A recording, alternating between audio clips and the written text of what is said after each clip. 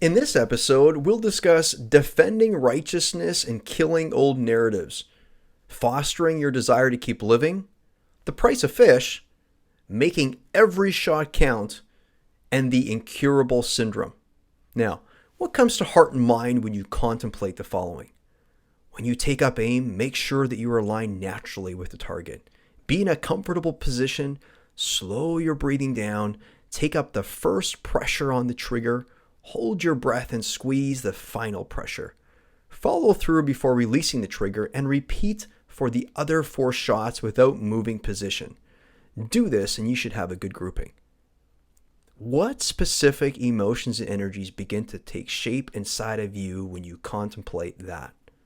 Where in your life are you wrestling with old narratives that are creating some real-time regret inside your present-day life? How could they serve a purpose?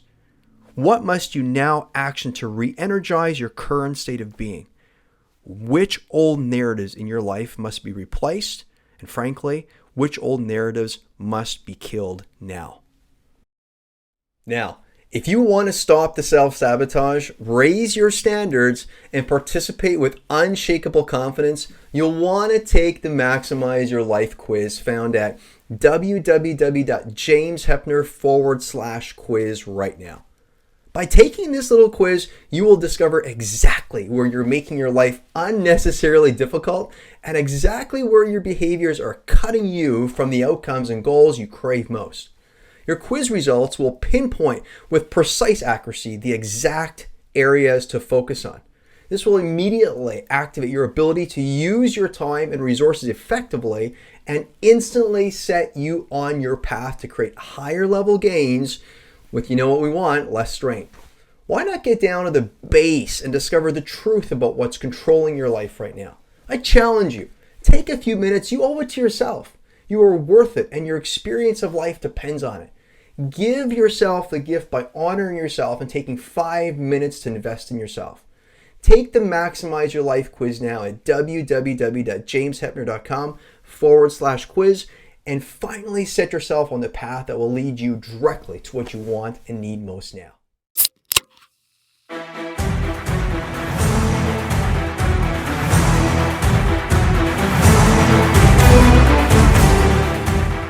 Welcome to Weekly Wins and Losses. My name is James Heppner, former real estate entrepreneur turned self-development hacker, coach, and fulfillment strategist. Each week, we bring you a thought to wrestle with that'll help you live fully alive and gain more life. Real life is made up of both wins and losses. Both were designed for your good. That's basic reality. Without facing and learning how to embrace your losses for greater gain, you miss out. You leave 50% of your life experience on the table. So with that, let's begin the show.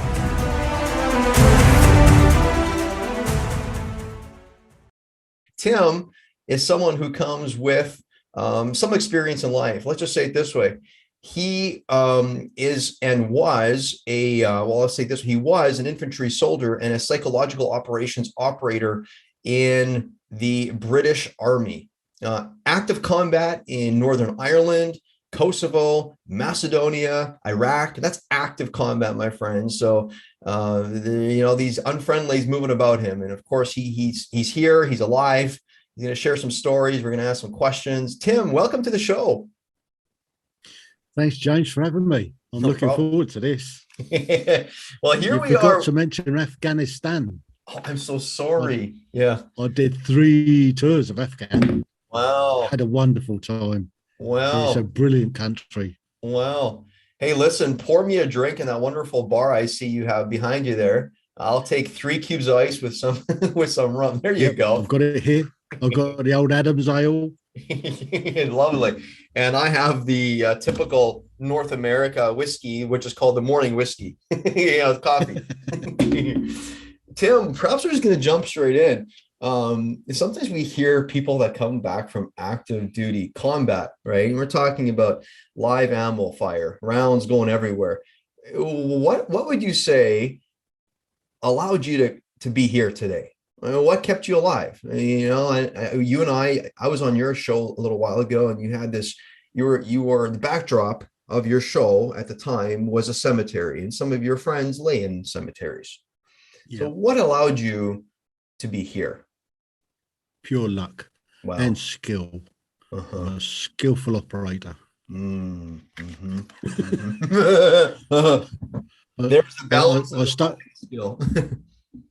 I stuck by my own mantra. I said, "Stay low, move fast, and watch where you put your feet."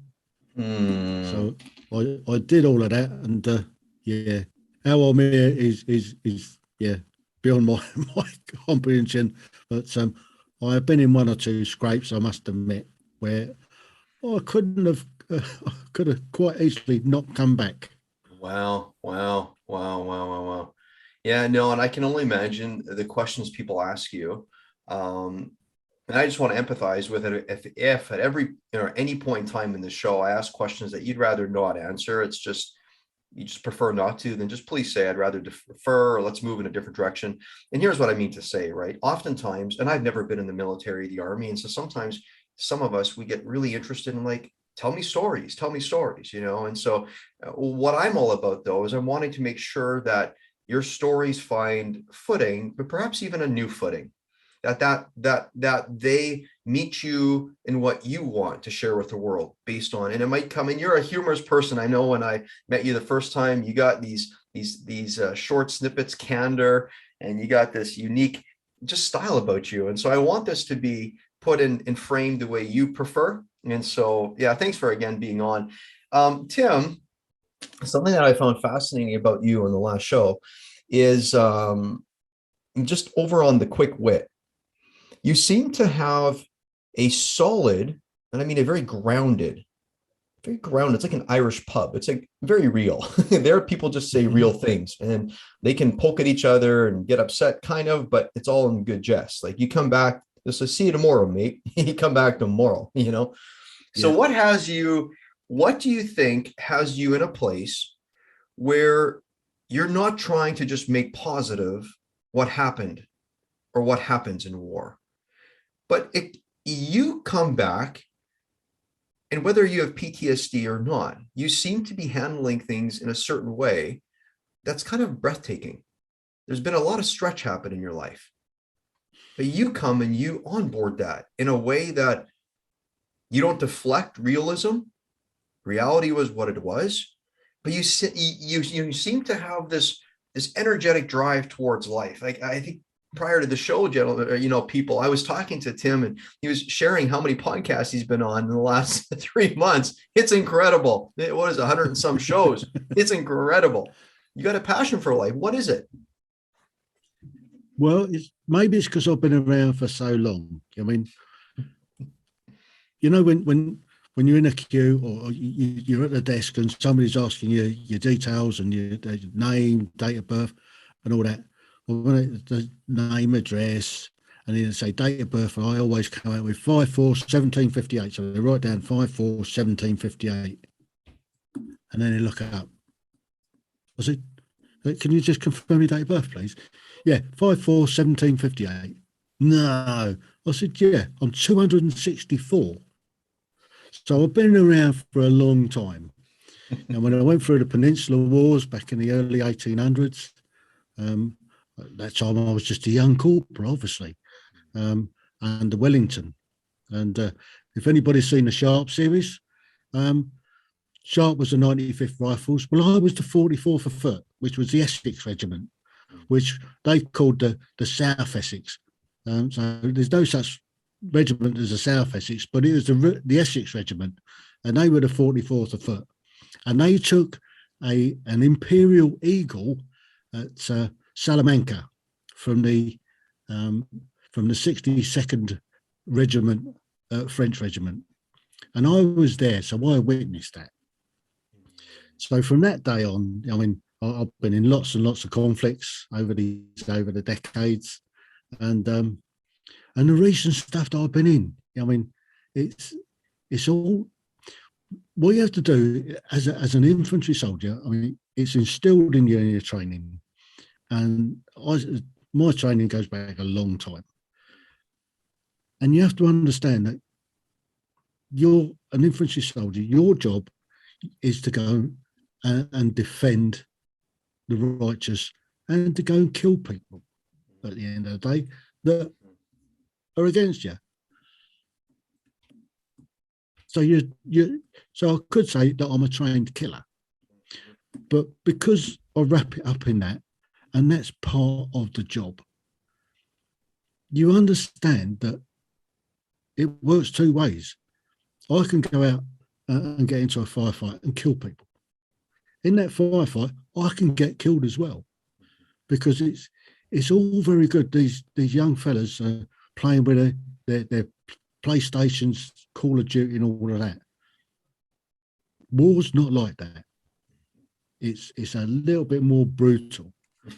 And one of the things they never ever tell you is that when you're in combat and somebody gets killed, somebody gets blown up, they don't tell you about the smell.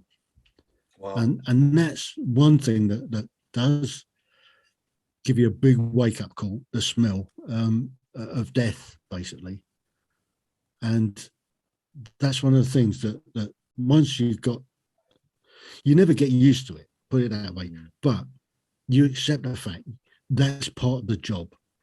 Doesn't happen every day, thank Christ. But when you're on operations, when you're out on the ground and you're in a hostile territory, you can die at any second. And it's that understanding that it's that split second that you can, mine, boom, you can lose all your limbs and still live. You can get shot and die immediately. So, but it is a big boys game, and lots of people suffer from traumatic stress disorder. And it doesn't need to be in combat to get it. You can see a traumatic incident, and that can trigger PTSD. So you don't need to be in the military to get it. But the way that I've dealt with it in the past is the guys that I've gone through it with, we've had a chat about it, and we understand that it's that process. It's what we do. So for me, it's there. I understand why I've done it and how I've done it, and the consequences of it. So for me, I as far as I'm aware, I haven't suffered PTSD. That's not to say that I won't, but I've I can't even say it. I've stuck it all in a box and buried it. And it's so I'm not affected by it. But I know guys that have been, and a lot of guys that have been affected by it. In fact, when I was a welfare officer in London, we had a guy come out of training. A little lad, it's only what, 17. He was a young 17-year-old. He's come out of training and he's showing all the classic symptoms of having PTSD. And nobody could kind of work out why. But what had happened was he growed up with his thumbs on playing Call of Duty. And he's gone around blasting things, from an early age. And he's gone into training. And one of the things that they do with infantry soldiers, they don't tend to do it with other corps and stuff, but infantry soldiers, they'll get something like a pig carcass for doing bayonet training. And to stick a bayonet into a carcass, so you stick it in, twist it and pull it out. And you're screaming all the while you're doing it. Classical British brutality. Army. It's anyway. This particular incident has given him a traumatic incident. By the time he's come out of training and come to us, he's a gibbering wreck. But he's never seen a day of combat other than Call of Duty on his thumbs. Unfortunately, the lad had to be discharged and put under the mental health team. That's a fascinating concept. Wow. Yeah, like you say, defend righteousness. Yeah, And then of course you go kill people. And one of the yeah, things that comes to me, it's so it seems like you give yourself to a greater cause. And then at some point in time, and like you say, how isn't it in life, whether you get married, like you were sharing a story that on Thursdays, it was a Friday, you and your wife, your sweetie, go on a date, you go on a nice yeah, lunch. And so you give your life to a larger cause. It isn't just you, Tim, it's you and your wife. And so you give. And yeah. so sometimes we do this for our country, we do it for our business, we do it different things. We can get PTSD anywhere. So trauma, the fascinating aspect to it all, you can get it anywhere. But it seems to me like how you choose to process the evidence or the reality of what's happening directly in front of you has a direct impact on whether or not you get PTSD. And so I got to be careful here not to be like, well, PTSD is a choice. I wouldn't want to err on that because some people it is what it Yeah. ends up being. So It's how would you go it's ahead? not a choice, but there is a way of dealing with it. There's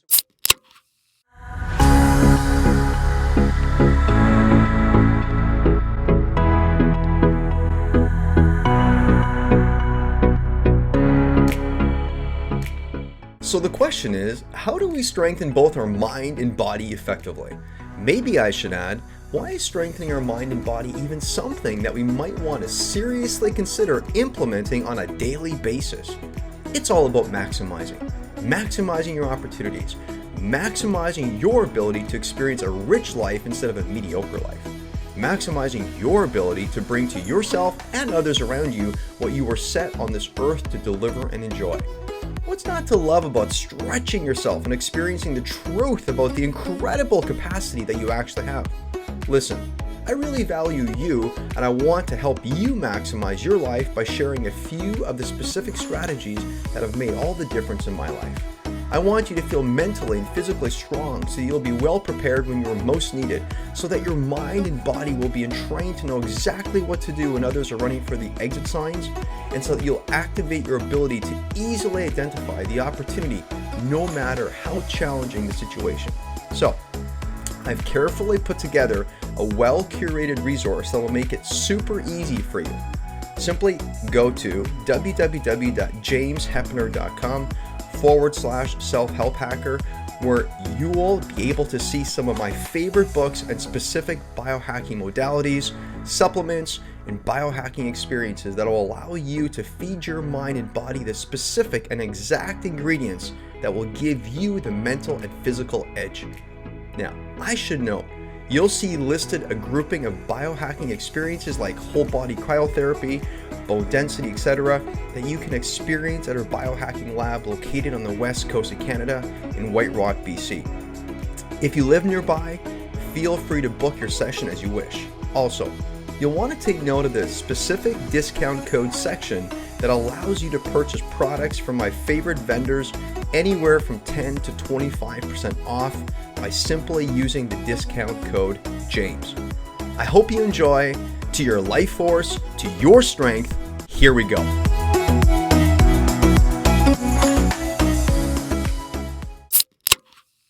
Like, well, PTSD is a choice. I wouldn't want to err on that because some people it is what it Yeah. ends up being. So It's how would you go it's ahead? not a choice, but there is a way of dealing with it. There's a way of dealing. And Mhm. and what the British Army does is it's only come in the last few years. I mean, we're trying to destigmatize mental health issues, and PTSD is one of those that we're trying to destigmatize. And the way that we deal with it is when you're out on, particularly on operations, that we use it, but it can be used for any traumatic incident, even a car accident. But we have a team comes in 72 hours after that incident has happened. We we sit down and we assess who was involved with the incident and what category to put them into, whether they were directly involved with the incident or they were on the peripheries of the incident, and where they slotted in. And we work out who needs what sort of, whether they get a general briefing where everybody sat down and told what's happened and why it's happened, and emphasize the fact that it's not unusual to have these thoughts and feelings that keep you awake, make you lose sleep, and all the rest of it. we identify individuals that may want a smaller group that were directly involved with it and sit them down and have a chat. And then we identify somebody that may be more vulnerable and we sit down with a one-to-one. So that's done at the 72-hour point. It's recorded, and then 30 days later, we come back in, we interview the same people again to see if there's any changes in the way that they have been feeling, whether they're still having nightmares about it, whether they're not getting enough sleep, or whether they're comfortable and that they're happy that they've dealt with it and moved on. And so we reassess them then, and at any stage in this we can refer people onto mental health specialists that will give them the specialist treatment they need.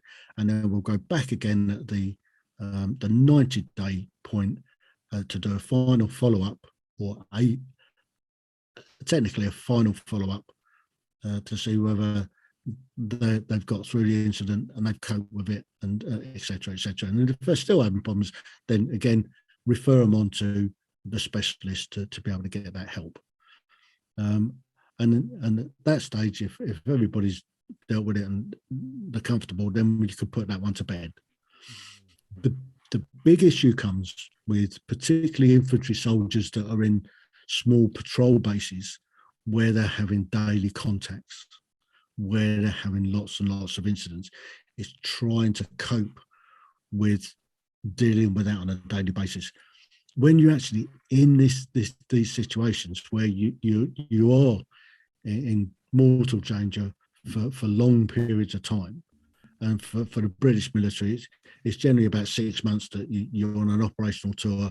You get a couple of weeks R&R halfway through that tour, but then you're back into it for the rest of the tour. What we do is because it's really difficult to deal with traumatic incidences on a daily basis like that, unless there's a real traumatic incident where somebody's lost a life and been blown up or been killed, then we tend to let them get on with it and then decompress them at the end of the tour. So they'll come out of the theatre of operations, they'll come to somewhere like Cyprus, where they go through about a 4-day package of decompression, talk about some of the stuff they got, give them a handful of beers, let them get drunk on the beach and chill out, and they'll get lectures and they'll get presentations and stuff like that to see whether anybody's got any problems. And what they do from there, they'll identify people that may be at risk, and they'll get signposted onto professionals. So that's what the British military are doing currently for preventing PTSD and that sort of trauma. That's wonderful. You say, and I'm going to just read, you and I were, and again, I was on your podcast, and you and I have been dialoguing a little bit outside of that talk. And one of the things, and this is verbatim, I asked you, hey, listen, just to make sure that I can best help you hit your target when you come onto this podcast, describe for me, what would that look like? And here are your words. And I just want to, so let's take what we've talked about PTSD, and let's now shift, and let's bring it all together though. And you said this, you said, when you take aim, make sure that you are aligned naturally with the target in a comfortable position. Slow your breathing down, take up the first pressure on the trigger. Hold your breath and squeeze the final pressure, follow through before releasing the trigger. Repeat for the other 4 shots without moving position. Do this and you should have a good grouping. Tell me, tell us listeners, take us through a situation like this. Well, that's on the ranges. That's when you're zeroing your weapon. Mm-hmm. So for the British military, I mean, we're renowned for being pretty good shots. And the way that we do that is apply the marksmanship principles when we're on the ranges, when we're in a pre-deployment phase of an operation. So we have a beat up about 6 months prior to going on an operation. We start a beat up for the infantry soldier types, or for me in psychological operations. We start off with a basic level, sort of individual skills, building up to team skills, building up to platoon and company level skills. Then for the PSYOPs operators, we'll then focus in on our speciality. For me, it was radio. My role was as the senior NCO for radio was to produce a radio network for the locals, and that's commercial radio. It's not the walkie-talkie type net. This is going into patrol bases, giving them a radio in a box, which is what we had was a 50-watt FM transmitter with a media pack on it and a laptop. And I was going around, I was training up interpreters to be DJs, radio presenters, and I was teaching up the guys that were looking after them how to be radio producers, how to produce the programs, how they'd put a radio wheel together, how they'd conduct their radio shows if they were going to do live to air, or whether they're going to record the stuff and then put the stuff out. So that was my role, and I concentrated on doing all the target audience analysis. So getting to know what the target audience were like that we were going to see, get to know the sort of music that they liked, get to know the type of language that they were using. So basically get my head into understanding the target audience that we were trying to influence. And psychological operations, all that is for one another word, it's military marketing. All we're trying to do is understand the target audience that we're trying to change an attitude or behaviour. And that's all psychological operations is really, when it comes down to it. And to put it into commercial terms, it's just marketing. It's an advertising agency. It's coming up with an advert that's going to have an effect on the target audience that you're trying to flog something to. It's kind of tying together, sorry for cutting you off there. I didn't mean to. You know how you said earlier, as an infantry soldier, defending righteousness and killing people. It's like you're defending a specific subset of a message and you're killing old narratives, right? Mm-hmm. Yeah. Mm-hmm. So, and a main weapon system that we have is hearts and minds. Mm-hmm. Instead of going into a village and kicking doors in and dragging people out in the street and throwing them up against the wall and frisking them and stuff like that, we'll go in softly. We'll go in with a team. We'll have medics on board and we'll speak to the head of the village and say, look, we'll come here. We've got some medics. If you've got anybody that needs to have some medical treatment, we can look at that. Mm-hmm. We'll sit down and we'll have a shura with the village heads. We'll try and get them on side, and we're pushing these sort of messages out on the radio stations. I mean, we had some real successes where we were using local leaders. We would get them into the patrol base. They come into the patrol base. We'll sit down and we record an interview with them, or let them have a platform to send messages out to their villages, and that was a great success. At what point did you move from infantry soldier to psychological operations operator? Because infantry soldier, the way in the army, active combat, it's like maybe perhaps more trench warfare, different things, different missions. Then of course you get into more of the specialty, right? The psychological operations. Like, at what point did that happen, and how did that affect how you saw defending righteousness and killing people? For me, I moved across from being a proper infantry soldier in charge of a platoon of guys and stuff like that, way back in 1998.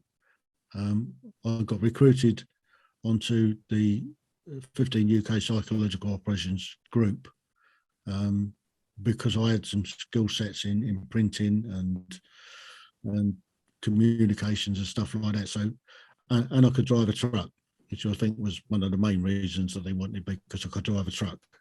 And I came on and I just took to it like a duck to water. I mean, I love to talk to people, and that's one of the skills. And I like to listen to people, and I like to understand how people think, how they generally about them. And that's basically what my podcast is all about, is other people's lives and understanding where they've come from to where they've got to, and where their successes have been and where their failures have been. So that's what I like to do. So I took to hearts and minds, which the British military have always concentrated on operations. Back in the early days when I was a young soldier, hearts and minds in Northern Ireland was key to having a successful tour. It was getting the locals on side. So if there was something a bit dodgy, somebody would tip you the wink. I mean, and if you go around upsetting people all the time, giving people a bit of a clip, then you're just going to get more of it. So that's kind of instilled in the British psyche anyway, is those abilities to be friendly towards people. Well, clearly the people in Ireland are gonna teach you real quick that if you don't have desire to understand my heart and my mind, I got a friend who is from there and he loves it. He goes back to the Irish pub and his family's still there, and he does a event once a year, and he lives in North America now, but a lot of people from North America, they fly to this little community in Ireland, and just this beautiful thing. Of course, Ireland, you go to an Irish pub, and what do? Of course, you have real conversation. Yeah. It's like, you don't agree with me? No problem. Let's kind of figure this out tonight, because tomorrow we're going to be doing this all over again. You know what I mean? So it's like, going from safe to safe, going from, I had a lady on my show a little while ago, and so she's a litigation lawyer. She owns the firm. She's a really fascinating human being, and her shtick is basically how to do conflict without combat. And it's like, actually, how can you take a safe lane on board that until you have a desire and a want and a need to understand? And again, the Irishman, if you choose not to, he'll pick it up from a few miles away. Incoming fire. If you're not about wanting to understand his heart and his mind, it's not going from safe to safe. This is like, no, we might have like unhelpful combat here. It's not conflict without combat. It's conflict, and now it's going to be combat. Like, if you don't understand that what we do here is, it's pretty raw. We get right down to the the brass tacks, the bottom of the whiskey bottle. We get down to this thing, and we sit here. We don't leave until we get it figured out, right? So no, I absolutely love that. My goodness, right? I can only imagine what will have flowed through your mind. Listen, I'm curious. You survived so much. How did you survive your childhood, though? Because I mean, hey, you sound like you have an interesting mind and a heart. So all of that was already brewing. Speaking of Irish pub, it's brewing in there. Yeah, it's a mystery. Absolutely. I mean, some of the stunts that I got up to as a kid, how we survived is a complete and utter mystery to just about everybody that was around us at the time. I mean, we got into so much trouble you wouldn't believe. I mean, kids nowadays, I mean, they don't go outside the front door. I mean, they're wrapped up in cotton wool. But my parents never knew where I was from the age of about 3. So always off somewhere. I spent my life outside. I mean, it's with my mates, we were caught scrumping. I mean, if anybody doesn't know what scrumping is, it's borrowing somebody else's apples that don't belong to you. It's like nicking apples. So we learned fairly early on not to get caught the second time. But we got caught by a copper and dragged down by the ears. And is this one yours? Well, he's been scrumping. Well, get in here, Clout. You're grounded. Stay low, stay low, move fast, and watch where you place your feet. So learn early on not to get caught. Yeah. And So clearly you had adventure in you. It's like, okay, so the thing isn't to temper out of Tim. You probably realize this about you. The thing that you couldn't be about is try to temper adventure out of you. You're like, no. Actually, I still want to go over there. It's just that this time I don't get caught. So that's the trick. yeah, It isn't to stop and reprimand myself for the desire of adventure. It's like, actually there's plenty of apples, and some of them fall in the neighbor's yard, and then the yeah, birds peck at them. They will go to waste anyway. I'm just seeing, how can I yeah, do this without getting caught? And so perhaps the greatest of all things is you had this stake in the ground, what your life is about. How can I do this and survive? It's like, you've gone through all these tours: yeah. Northern Ireland, Kosovo, Macedonia, Iraq, Afghanistan, all of these places. You're like, hey, perhaps those stories from not getting caught, that desire not to say, oh, you idiot, you shouldn't have done this. It's actually like, Yeah, no, I want to keep doing fun, adventurous things, but I just want to make sure you don't get caught. Perhaps those little adventures saved your life. absolutely. Yeah. I mean, there was one time in Afghanistan on my last tour, 8-9. I was I got flown into this small patrol base, and I was working with the guys there. I'd been there for about a week, and we were due to go out on a patrol. I was going to be taken down into the village. We were going to sit around and have a shura with the village elders that this patrol base was connected to. And I was working with a mate of mine that I'd skied with. We were on the army telemark team together a couple of years prior to going out there, and I spent a good week and a bit with him. We'd done a lot of training with his interpreters. We got the radio up and working. We were going to go out and have a chat with the village leader to work out how we're going to get him into the patrol base to do some recording with him, and that was what this patrol was about.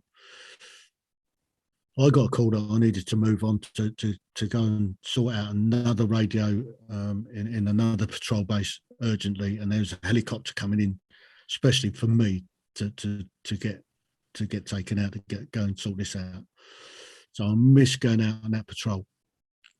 A couple of days later, I found out that not only my mate, but his two boys and his interpreters were killed on that patrol.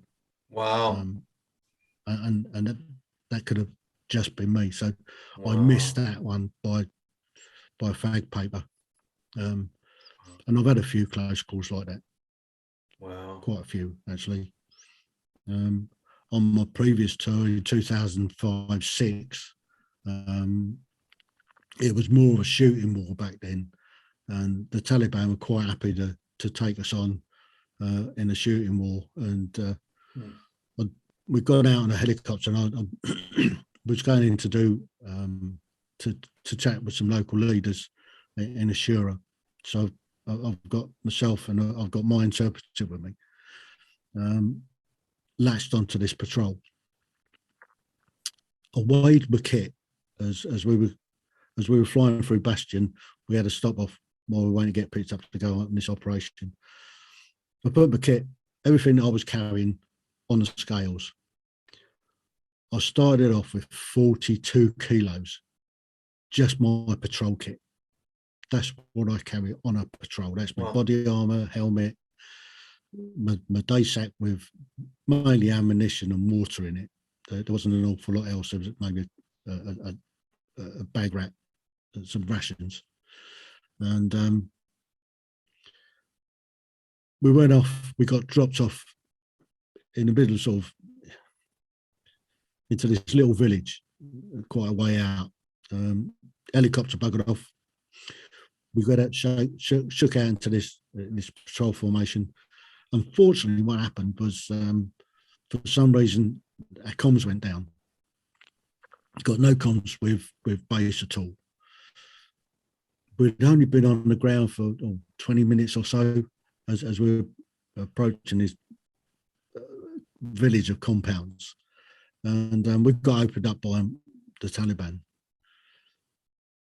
It was around about 9 hours later when the helicopter came back to pick us up. we were almost down to a round a man, and we'd almost run out of water. Every time we moved, we got pinned down, and we'd take out a few more of the Taliban. It was one hell of a day. How we didn't lose anybody Wow. is a miracle. I mean, but we estimated that we probably killed about 30 Taliban that day. Wow. Wow. And and they just kept coming. And every time we extracted and got into a position where we could move further away, they'd come round from a different way and take us on again. So we were constantly taking them out. It was a hell of a day. And I got back, I got half the weight I went out with. That's the only saving grace. But we didn't lose anybody. But yeah, we estimated it was about 30 that we killed that day. What do you think through that observation? Of course, we don't want to take grace or luck and put it where it need not be, which is off the table. That's grace and luck was obviously at play, right, in that situation. But if you look at the part of the situation that each man has control of. I mean, there are certain things, you step on a landmine, you don't have control of this, sometimes just is, and that's it. Yeah. Right. However, a man does have a certain degree of control over how he formulates thoughts or how he shifts his energy and what he perceives as dangerous or threatening. What do you think it was about that grouping, all of you men?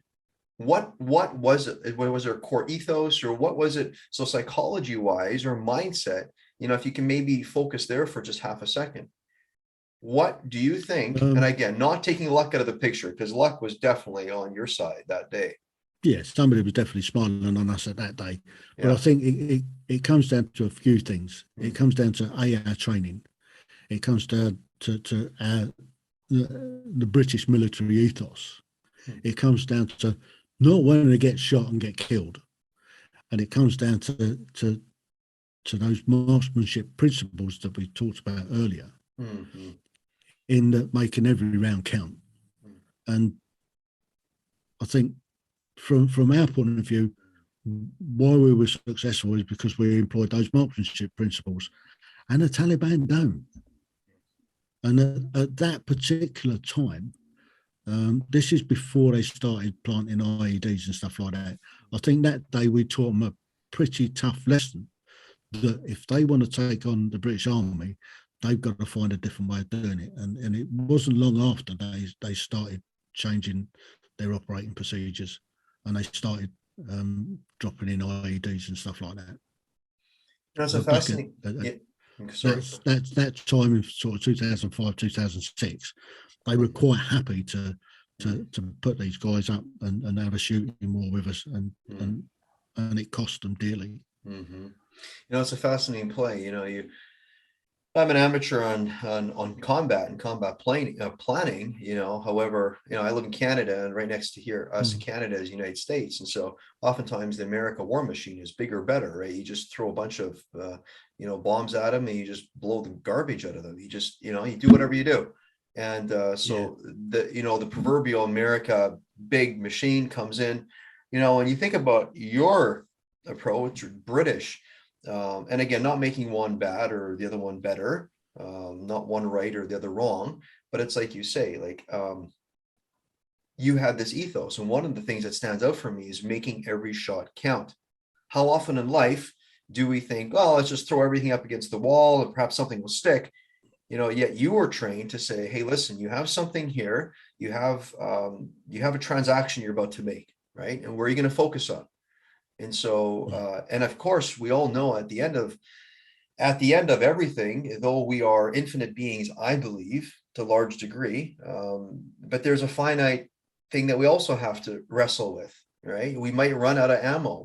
We might run out of time to engage in earthly transactions. You know what I mean? Like where we put our focus on, or, these things. And so you have to reconcile that.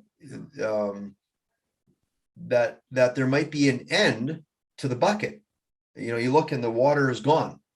My life, it's kind of here, it's kind of going to move along. I'm perhaps 130 and I pass away.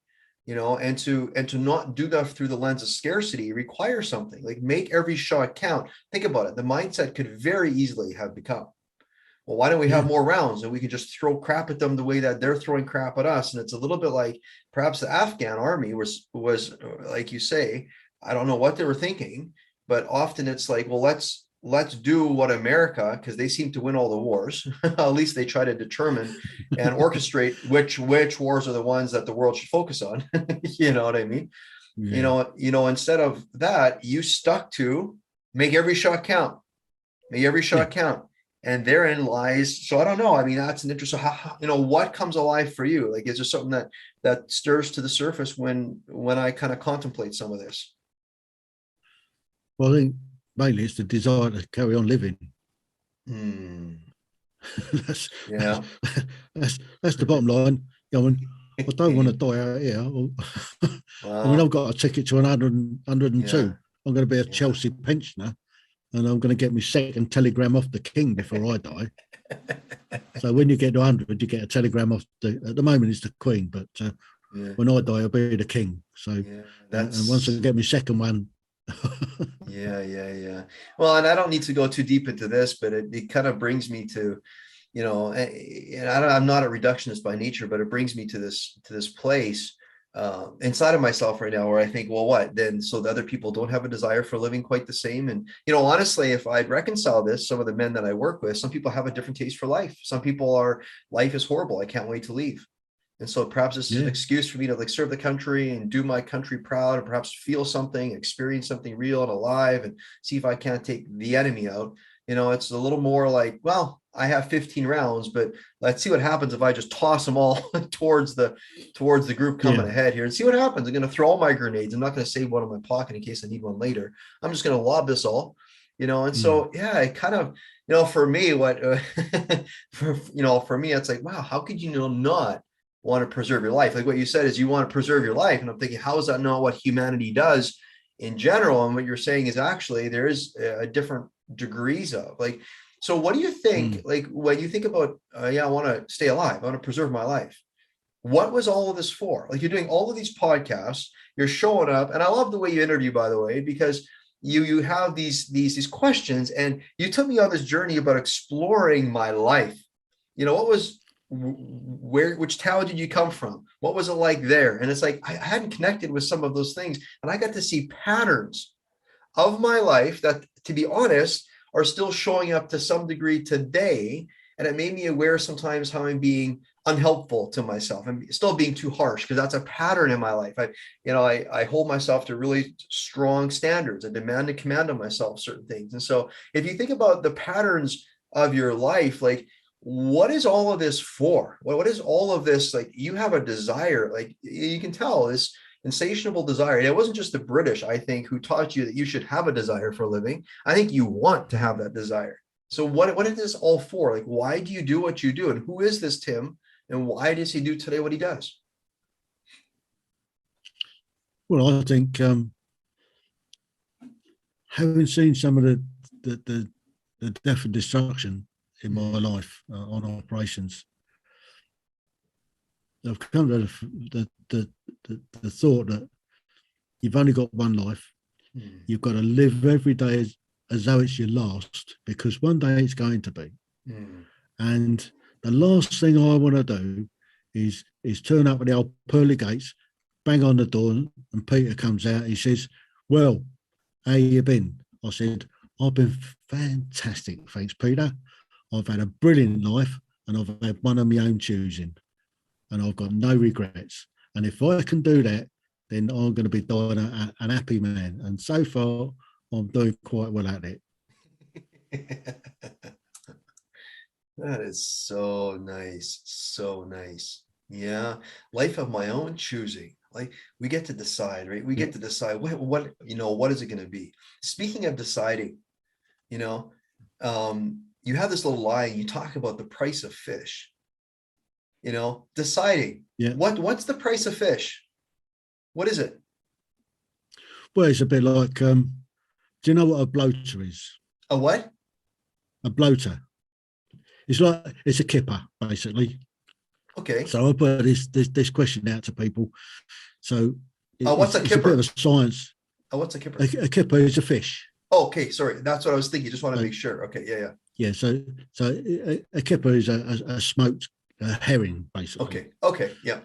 So so it's a bit of a scientific type question. So it all evolves around friction. So friction creates heat. Mm-hmm. How many rubs will it take to cook a bloater? Mm. Wow, that's the price of So, fish. How so many you're rubs rubbing will a it take? fish Yeah. to try and cook it. Wow. Wow. Yeah, yeah, yeah, yeah. Yeah. So, so somebody that's a real deep thinker will try and work that out. That's And all that super happens fascinating. is the fish just disintegrates. Yeah, but yeah, but the really clever people can't work that out. yeah. A deep thinker and a clever person. I like that because Yeah. perhaps what you're saying, and correct me if I'm wrong here. I'm willing to be wrong anywhere. But it sounds to me a little bit like so a while back I was talking to a gentleman and he asked me a question I didn't know how to answer, and I wasn't really that interested in coming up with the correct answer. It's just I wanted to contemplate what this was, and so I was narrating what was happening inside of me. And he says to me, "Fantastic answer." I says, "How so?" And he says, "Well, the best way to ruin a perfectly great question is to give an answer." Right? So it's perhaps like the fish. So how do you start? What's the price of fish? And it's like, well, if you're going to try to smoke this thing, if you try to get a fire by, hey, you might get to the bottom of it. And so how is this going to be? How's this going to work? Right. Um, it seems like today's society is so interested in curing because let's be honest, if there's things that are good and then people say, and there's got to be things that are bad, then why wouldn't we want to cure all the bad? And so it seems like we have many a thing, our container it seems right jam packed full of things that are bad. And often the sad thing that I've observed is people tend to say that we're on a certain side and you get really beneath it. And less of it is that they are fighting for the common good. They're fighting because they have a common enemy, right? Mm. And so the enemy often is, well, we're fighting the bad. We're fighting. So justice is often like redemptive violence. We're just going to do back to them what they're doing to us. And somehow we think we're going to justify, or we're going to tip the scales back into a more even kilter, when instead of like redemptive violence, we can have, or yeah, redemptive violence, we can do something different and we can reconcile and we can move the needle in a different direction. When you think about that, and when you think and you tie that together with how society, we seem so interested in curing our way to the finish line. You have something that you call an incurable syndrome, and you hold that kind of bravely. I like that because at the end of the day, you're kind of just being honest and saying, actually, there are some things that I don't have so much desire into for me to teach life something. As a matter of fact, maybe life is showing me that, and showing us that we don't have to say that things are good or bad. Things just are, but I don't want to narrate what that is. And so I'd like you to unpack a little bit. What incurable syndrome do you have? And how is it maybe even the good news? Not bad news, but just news, and that news that you utilize for gain. Go ahead. Well, I mean, I've got this incurable problem, and it's called the Peter Pan syndrome. Okay, help me out. Well, I don't want to grow up. Don't want to grow up, and it's incurable. Oh, that's It's a, so good. but given that, now this is something that puzzles me. Uh-huh. They say that um, bad news sells. It's all got to be doom and gloom in the newspapers, on the TV, and everything like that. Well, I proved that a bit wrong when I was in Kabul in 2002. I proved that people don't want to listen to doom and gloom all the time. Hmm. We came up with a concept of what we called the ISAF News. It was a tri-language paper in English, Pashto, and Dari. It was directed at the locals because that's the only way that we could communicate with a lot of people at the time in in Kabul in the early days in 2002. So we came up with this idea, this newspaper was going to be in 3 languages, and we would go out and we would put stories in it. It was like a tabloid newspaper. So we came out with a main story of what the government were doing. I had some fantastic opportunities because we were running this newspaper. I could go out on the street, just me and an interpreter, and all I carried was a pistol. So if I got into trouble, I was in deep trouble. But I was able to wander around with my interpreter. You go into the markets and stuff like that, and we talk to people. But I got to interview Ashraf Ghani. I interviewed Hamid Karzai. I interviewed the Minister for the Hajj. I met a woman there. She was, I'm not sure whether she was a minister or whether she was a councillor. But she stood up in the lawyer jirga and she said a few words. I mean, I didn't understand what she was saying, but my interpreter gave us an idea of what she was saying, that women should have an equal part in helping to run the country. So I got to interview her up in Kabul in 2002. 2006, I met her again in Lashkar, and she was working out in the women's centre. She was a councillor or a minister for Helmand province, and she came in, and I managed to not only interview her again, but she took part in a radio program that we put together. We called it the Afghan Archers. In England, we have the longest running radio soap that's ever been. It's called The Archers, and it's set up in the Midlands, and it's all about the farming community and life. So we adapted it. I had a guy that funny story how we did it. I learned a lesson back in Kabul about us writing a piece and get it translated into Pashto and Dari, and it doesn't quite work going that way. I had one of my guys was a really good script writer, so I gave him a brief of what we wanted to put in a particular episode, and he would write the script in Pashto and then translate it into English. Now, translating Pashto into English, you read it in English and it doesn't make, you can get the gist of it, but it doesn't make grammatical sense. For us to put anything out, it has to go through an approval process. So it goes to the legal officer, the political officer, and then ultimately the commander. So the first script that we sent up for approval came whizzing back down, red lined all over it, and I learned this lesson back in Kabul in 2002. I knew exactly what was going to happen. So what happened in 2002? It got to the commander's desk first. It had missed out Liga and Poland. So this script that didn't make an awful lot of sense. You could get the gist of it, but it didn't read properly in English. I got the Major General got a runner come. The Major General wants to see you now. Urgent. So, this poor runner. I've wandered up to the general's office. Now, the general I know from my previous years of in my battalion. He was a battalion commander, so he knew me. So I wanted his. Do you want to see me, sir? He says, "Got a question." Yes, sir. He said, "What's all this about?" I said, I'll tell you exactly how that works, sir.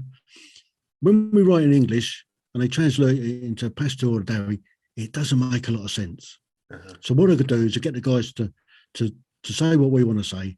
They write it in Pashto and then they translate it into English, which doesn't read quite right, but you get the gist of what it's about. But when it goes out in the pasture and the dairy, it makes a lot of sense to the locals. He says, "I'll get it, no problem at all." Bump, signed off. He said, so we had a bit of a conflict. So I didn't need to push everything through him. If it was just basic news or anything like that, it was only the stuff that wanted to make an effect on the target audience that we had to go and get checked. Mm-hmm. So I knew exactly what was going to happen down in Lashkar in 2006. The Liga wants to see you with the Polad now. Well, they explained it. They took me into the commander and explained it to him. No problem at all. Carry on doing what you're doing. You're doing a fantastic job. Because what we were doing, it was kind of subliminal messages. But we were using the locals to do it. And it's all good news stuff. I mean, where the mainstream media of the Western world thrives on. So how did that work? So what was the response? Yeah. So what was the response? It all worked. So your general went along with it. So he obviously said, "Well, this, we're going to do this." So give us some examples of how it worked. Well, the stuff up in Kabul obviously worked because it was a newspaper, and with the newspaper we were going out. The way that we distributed it with questionnaires and stuff like that, and we got a lot of feedback. And I had an intelligence guy that was an analyst that number crunched all the stuff that we were getting back in, and we were seeing that what we were pushing out they liked and they wanted more of it. And the thing for me is we handed this newspaper over to the Turks when they took over in the June of 2002, and I thought nothing of it until I got back to when I got back to Afghanistan in 2005. The newspaper was still going in the same format that I put together in 2002, but it had grown legs. It got colour, and it had gone across the country. Well, and it still had good news in it. It still had the good news that we were pushing out. That's such a fascinating concept. I said to my wife the other day, so when the Ukraine war began, then I tuned in every now and again. And now I still do, because I want to fight for my responsibility. Like, where am I contributing to a problem that's creating, this combat, right? And so I'll tune in every now and again, and of course have empathy for people, both Russians and Ukraine. It's not either or, both, right? And so one of the things that that I become aware of, and so just tapping into your story, it seems to me, and I'd like to know your perspective on this. It seems to me, for example, that when we've had enough bad news, then we want some good news. When I observe Canadian news broadcasting versus American seems like for example, the primary two large channels in America are CNN and Fox, and it seems like they're doing about the same thing. It's just fear mongering, and there's never a story about how, for example, here in BC, British Columbia, we live in Canada. Every now and again, you tune into Canadian news and you'll hear the story where people are outside on their deck, and all of a sudden, for example, a bear wanders along a fence, and this little girl chases the bear away, and so the story ends well. It's like, it's just a random, funny, good news story. You know what I mean?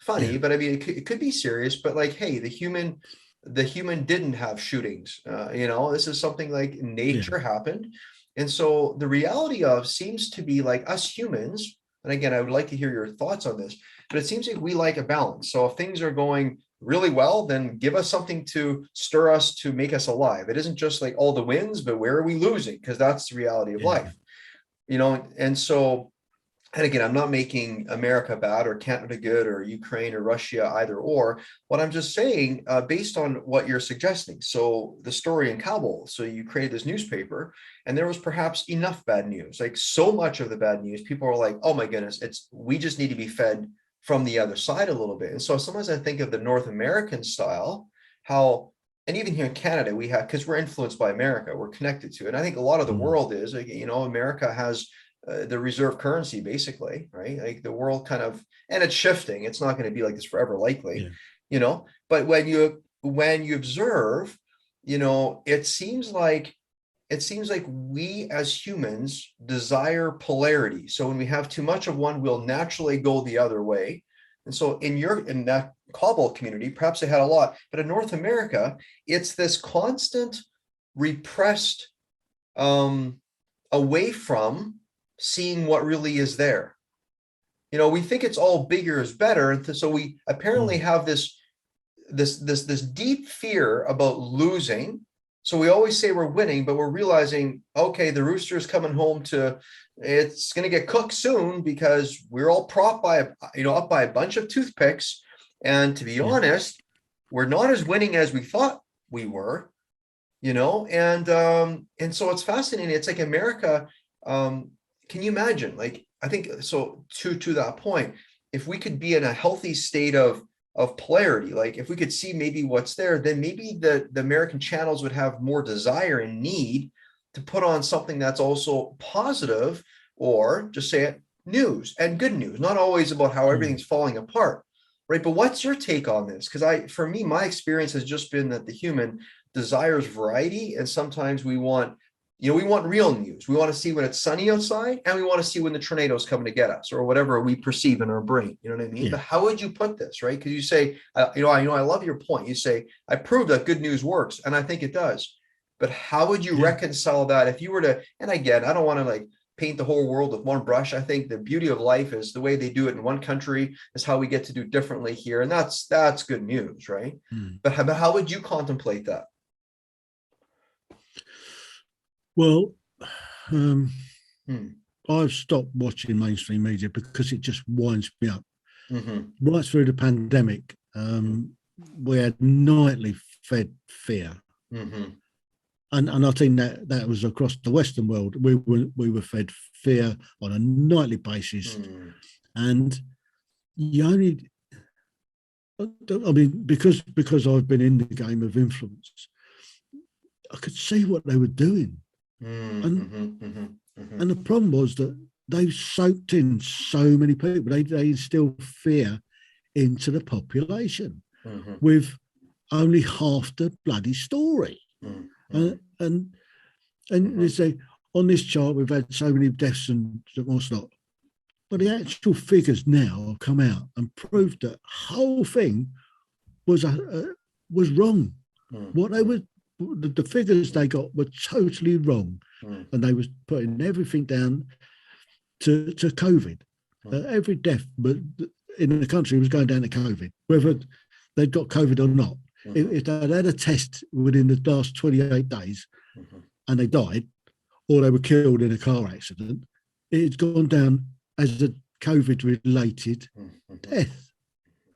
So that was skewing their figures in, and you could just see how uncomfortable they were at telling this. And it's all come to light. I mean, I don't know whether you've seen it, Partygate and Beergate over in Canada there, or America. But our politicians were having parties every night during lockdown.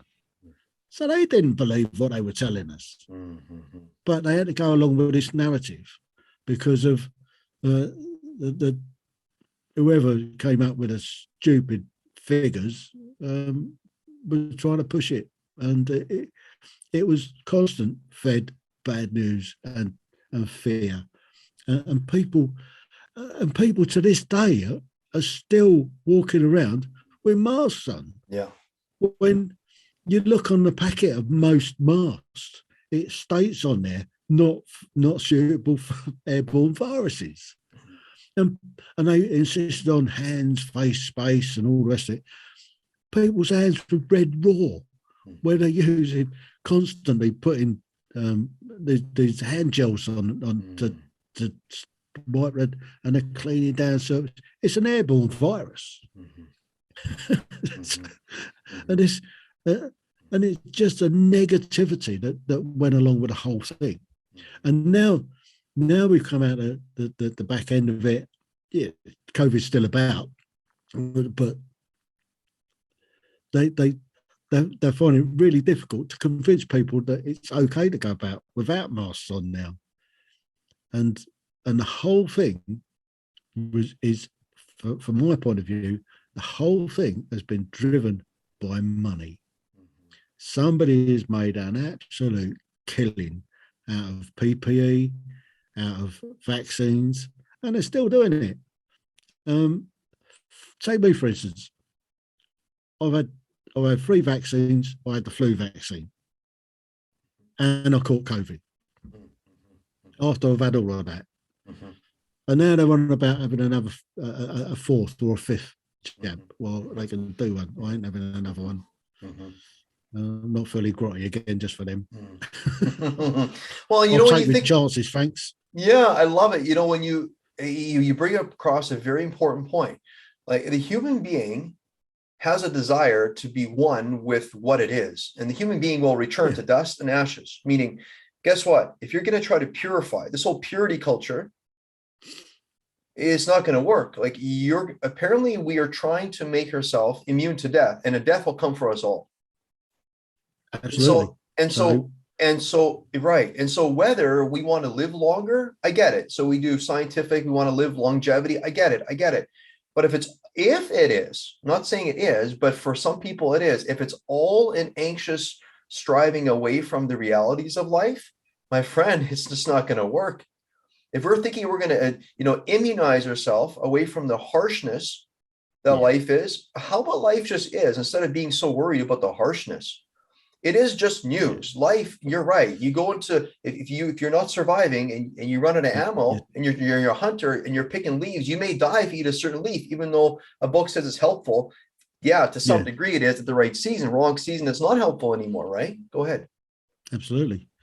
So from that perspective, then, it's just live by the mantra. Live every day as though it's your last, because one day it will be. Yeah. And when your number's up, it's up. And if you turn up to the pearly gates with regrets, you've only got yourself to blame. Yeah. And don't believe half of what they spew out of the mainstream media. I prefer to listen to good news. I'd sooner have good news than doom and gloom any day of the week. And if you're not going to tell me good news, I ain't going to listen to it. Well, it's like they say, right? If you're going to empathize with something, we get it. We can empathize with problem. Yeah. And that's fine. Yeah. The only thing is you're going to get stuck if you stay there. You got to invariably empathize with possibilities. If you empathizing a problem doesn't lead you to empathize with possibilities, you're screwed. Yeah. Some would say you're effed. Okay. You're really not in a good place. You're going to not be, like you say, arrive at the pearly gates and making some unhelpful decisions.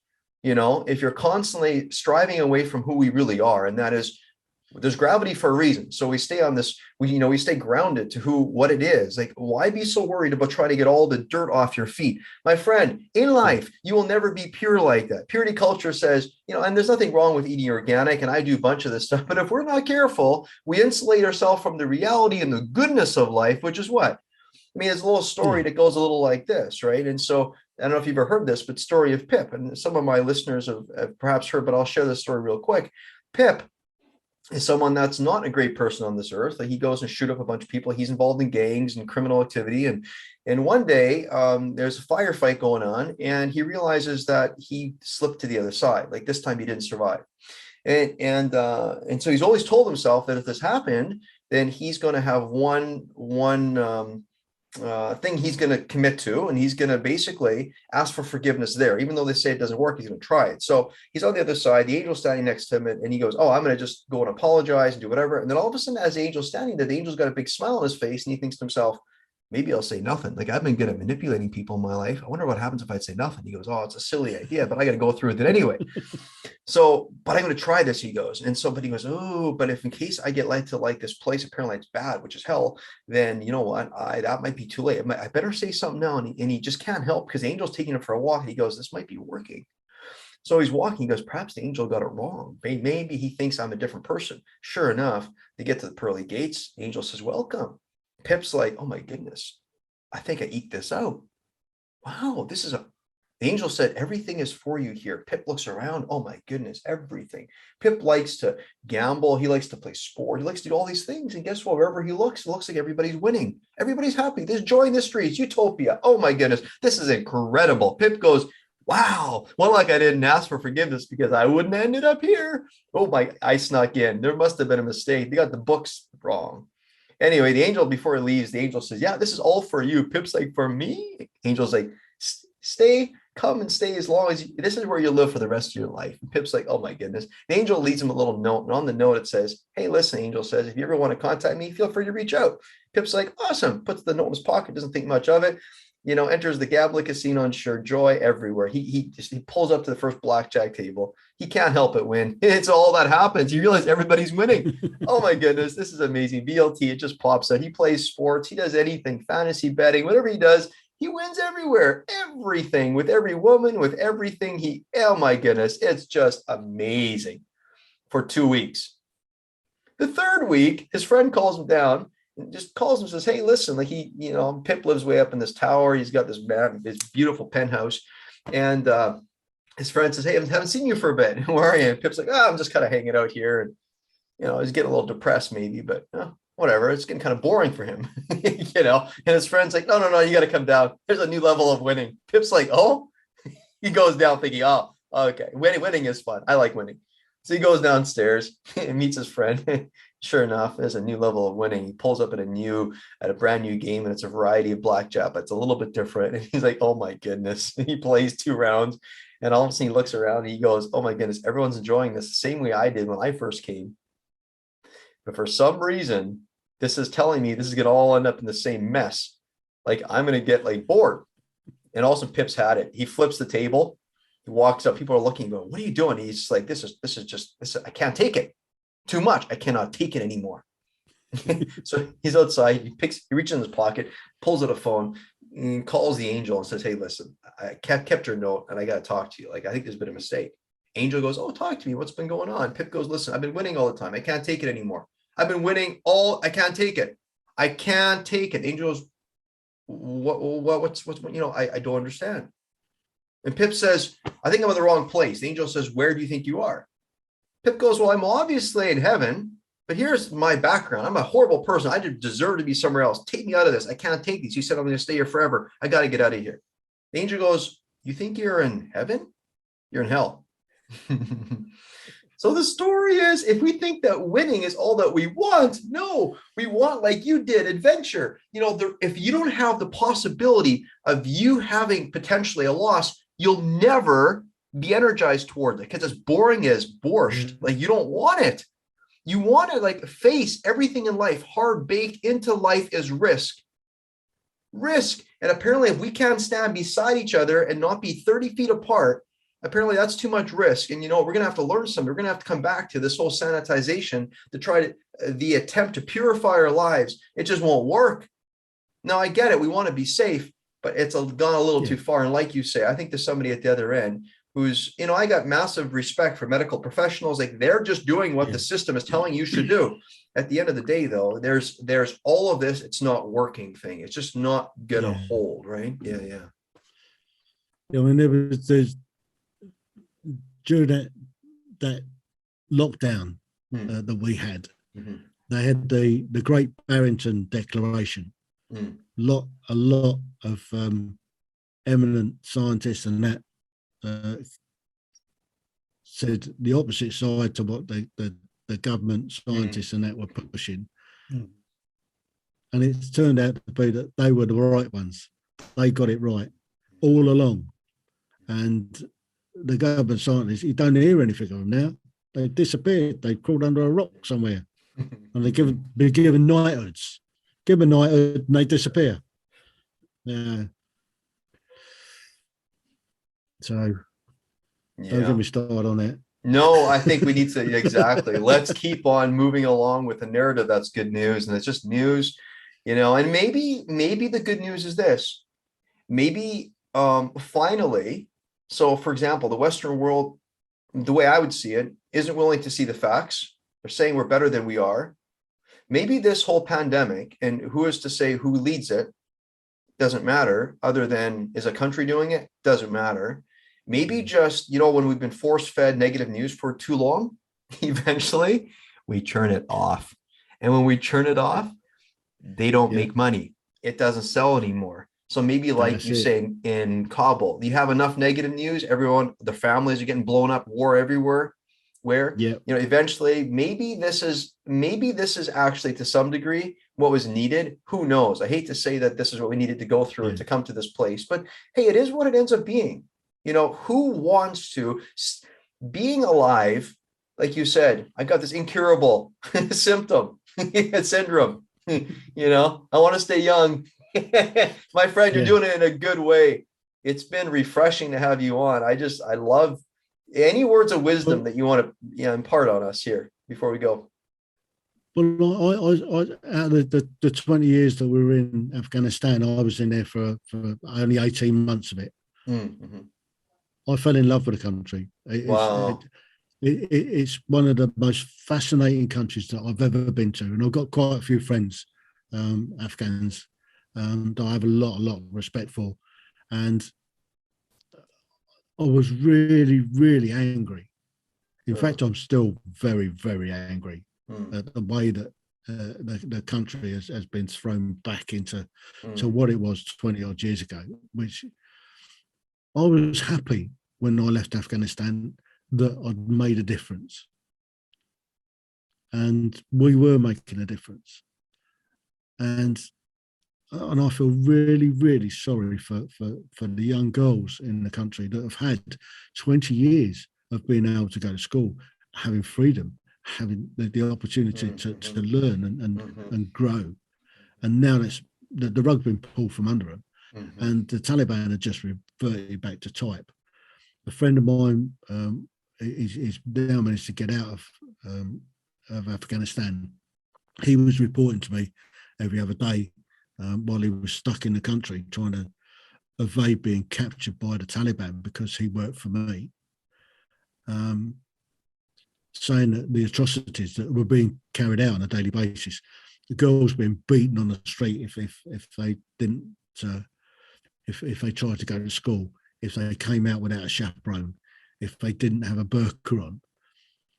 Guys that had worked for foreign employers, NGOs or foreign military interpreters, they were being actively sought out, dragged out into the marketplaces and either beaten to death or hung in market squares. And this is going on, and it's still going on. The problem is that they've got all the biometric information when they took over, when they went in and they've captured all that biometric information, because everybody in Afghanistan has got biometric information. All their details are kept for their passports and all the rest of it. So they know where these people are. They know where they live. Lots of them have got out, but there's still a lot of them stuck in the country and fearing for their lives and living in fear, as did my friend. And he's had to leave his family. It's heartbreaking.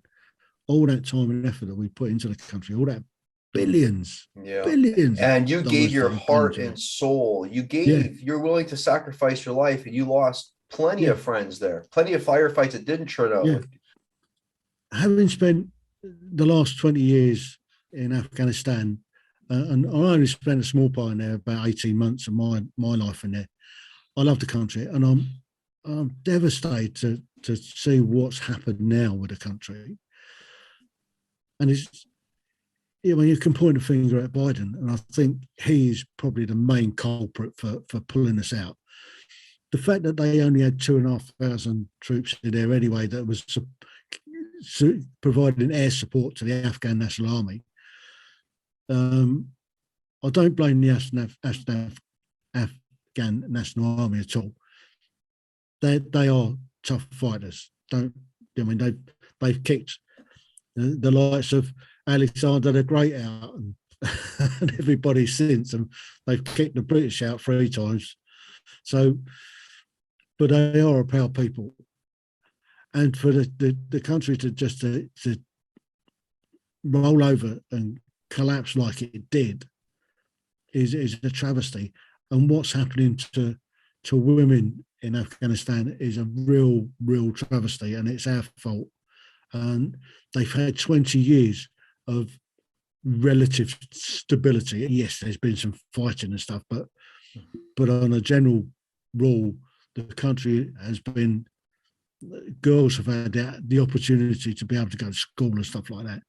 And that now they've had the rug pulled from under them, and it's frustrating. It makes my blood boil. I'm really still very angry about what had been done. And I personally, for what I did in Afghanistan, I felt that I'd left it in a much better place than what I found it. We were making some real positive steps forward, bringing the country into the 21st century, and now it's been dragged back into the 18th century.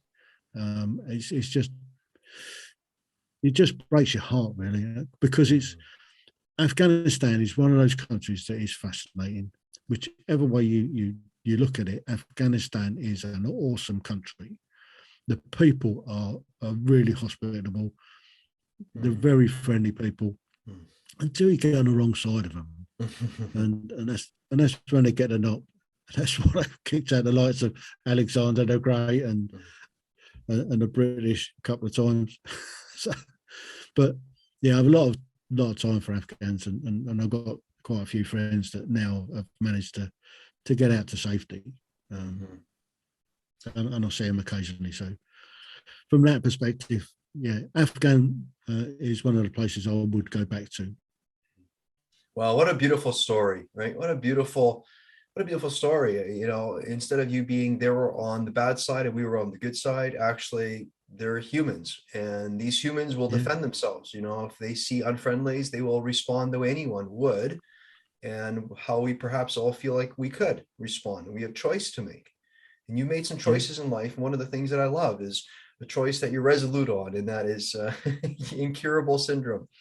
You just want to be young. Yeah. You want to be young, and you know, young has Peter passion. Pan syndrome, right? well, yeah. So the Peter Pan syndrome, there's a lot of us suffering from it. Yeah. So Tim, put on your pants syndrome, right? You think about this. How would you? And so again, just to wrap this up here, how would you summarize? You know, what can we all be about where we could actually desire to put on our own pants instead of having somebody put on our pants for us? Like how can we as a collective consciousness and humanity be about the work where we're actually energized? Like think about it, listeners, when you were young, if you have a little child, which child that you know isn't excited to put on the pants and go for an adventure? Like, yeah, that's what we do. But when we get a little older, it's like, well, can somebody else put on my pants for me? Like, I don't know if I want to do this anymore. And how can we stay young? If you can just real quick, you know, take a minute or so, a few sentences, phrases, stay young and desire to put on our own pants. How can we do this? I think the key, the real key to life is having your glass always half full. Always have your glass half full. Get up in the morning, thank the Lord that you've woken up again. You're not laid dead looking at yourself. Well, how did that happen? Bugger, I didn't get that done, or didn't get this done. Right, let's jump out of bed. Let's grab life by the throat and give it a really good shake and get on with it, and just get into life and live every day as though it's your last. Yeah. One day it will be, and if that day comes and you arrive at the pearly gates with regrets, you won't forgive yourself. That's right. Get out of there. It's there to be taken. It's there. Yeah. Everybody has an opportunity to change their life for the better. Don't listen to them idiots in the mainstream media that are telling you it's all the doom and gloom. Rubbish. Mm-hmm. It's great. Life is full of fun. Mm-hmm. Get out there, Mm-hmm. get on an adventure, enjoy life, because it's far too short to muck about with and not do anything. It's quite easy to sit at home and mope and think. I mean, lockdown. Let's take lockdown. Lockdown for me. All right, I was a bit miffed at the start, but look what it's done for me. It's opened up my world. I'm now speaking to James, who's in Canada, and we've had a great conversation. And Well, I think do of. this all the time. Mhm. And I'm talking to people all over the world. And I'm having an absolute ball. I'm learning about other cultures. I'm learning about people. And that's what it's about. I've seized the opportunity that lockdown presented. All right, we couldn't go out much. Being a pensioner, being an old soldier and all that, I couldn't get out a lot anyway. Uh, so, so I made the most of it. Yeah. I got myself a new computer, and I talk to people all over the world. So I'm having a ball. Good And, job. and, Go ahead. and for me, I ain't growing up anytime soon, so don't expect it. Well, that's the good news, right? When you make a decisive decision that you ain't growing up anytime soon, you get to be about mucking about instead of moping about. Yeah, Like, get them mucking about. right, you seize the opportunity. Go muck around a little bit and see what you can discover. And guess how you muck around? You get your toes in the dirt, you get your feet in the mud, you get your That's hands in it. the soil. Who cares about all this purity culture and trying to figure it all out and trying to, Yeah. isolate But don't ourselves? eat the worms. Right, exactly, right. Don't eat worms Yeah, don't eat worms. unless they're Don't. fried. Yeah, yeah, yeah.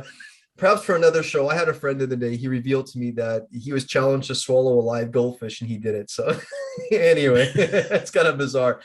Tim, it's been an absolute pleasure. Tim, where can people find you?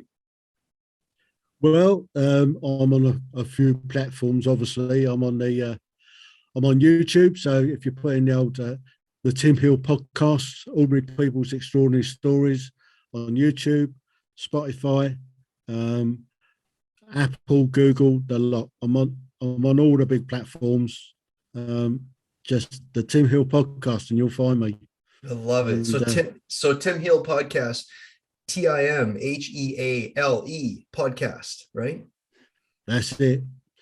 And then there is a whole host of stuff that will either put you to sleep or keep you awake or give you nightmares. Well, Tim, here's the thing. You got me energized for the rest of my day because I just met another fellow human who's interested in living not just alive, but fully alive, feeling it all, experiencing it all. You know what? I'm an amateur on the Bible, but the Bible says, be angry and sin not. So what? You have anger. It's anger towards her. It draws you to more of life. Everything in life draws you to more of. And I love it how you're just here and you're showing up. And my friend, it was an honor to have somebody who has chosen to serve his country, and had to face death several times, all the time.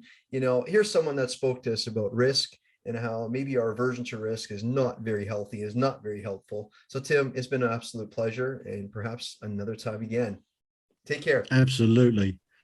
Take care, and thanks very much. You're welcome. With inflation rates rising, interest rates shooting up, gas prices skyrocketing, and the continued global unrest, it's easy to find what's wrong in the world. Tony Robbins says, what's wrong in the world is always available, but so is what's right.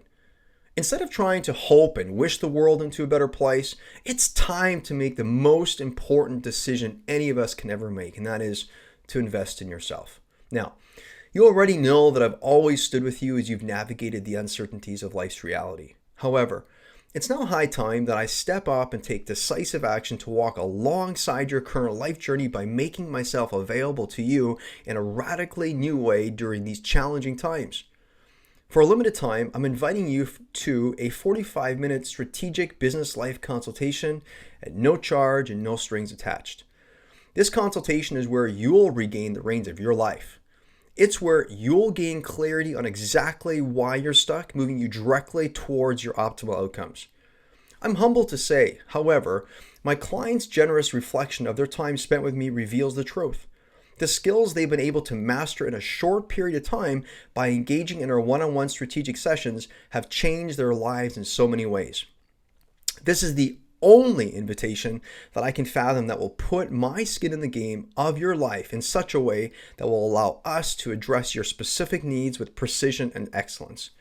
45 minutes, just you and I, together on a call to get you headed in the direction you crave most. Here's what my clients report after our one-on-one sessions.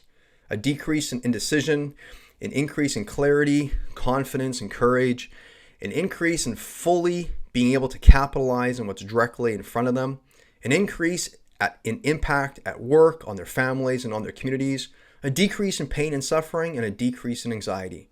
So, if you want to move beyond old stories, get clear on where you're headed so that you can shake your world, then here's a rich opportunity for you today.